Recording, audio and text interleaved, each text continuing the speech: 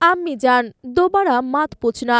শাহরুখ খানের সঙ্গে রাইস সিনেমায় এই বিখ্যাত সংলাপ বলার পর থেকেই মাহির খান ভারতের দর্শকের হৃদয় জয় করে নেন।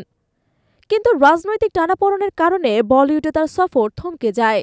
তবে তাতে কি, পাকিস্তানি ইন্ডাস্ট্রির গ্লোবাল কুইন এখন পুরোপুরি ব্যস্ত নিজ দেশের সিনেমা নিয়ে। আসছে ঈদে মুক্তি পাচ্ছে তার নতুন ছবি লাভ গুরু।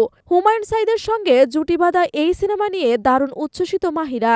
2011 সালে বোল সিনেমার মাধ্যমে আলোচনায় আসেন মাহিরা খান। তবে তার ক্যারিয়ারের সবচেয়ে বড় ব্রেক আসে 2017 সালে শাহরুখ খানের বিপরীতে রাইস সিনেমায় অভিনয়ের মাধ্যমে। ভারতীয় দর্শকদের কাছেও পরিচিত মুখ হয়ে ওঠেন তিনি।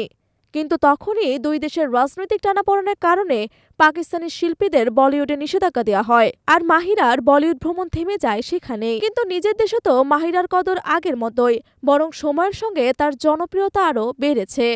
পাকিস্তান সুপারস্টার হুমায়ুন সাঈদের সঙ্গে এবার তিনি ফিরছেন লাভ গুরু নিয়ে।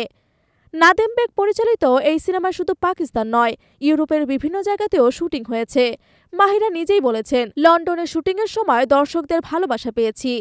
সবাই আগ্রহ নিয়ে জানতে চেয়েছে সিনেমার মুক্তির দিন। এমনিতেই পাকিস্তানি রোমান্টিক সিনেমায় হুমায়ুন সাঈদ রাজত্ব করেন, আর মাহিরা তো রোমান্সের রানী।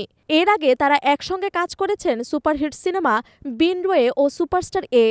ফলে লাভ গুরু নিয়েও প্রত্যাশা তুঙ্গে। বলিউডে নিষেধাজ্ঞার পরও মাহিরার স্টারডম কমেনি, বরং তার জনপ্রিয়তা দেশজুড়ে ছড়িয়ে পড়েছে।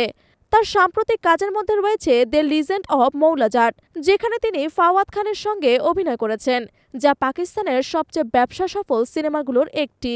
এবার ঈদে লাভ গুরু মুক্তির পর দেখা যাক মাহিরা দর্শকের মন কতটা জয় করতে পারেন।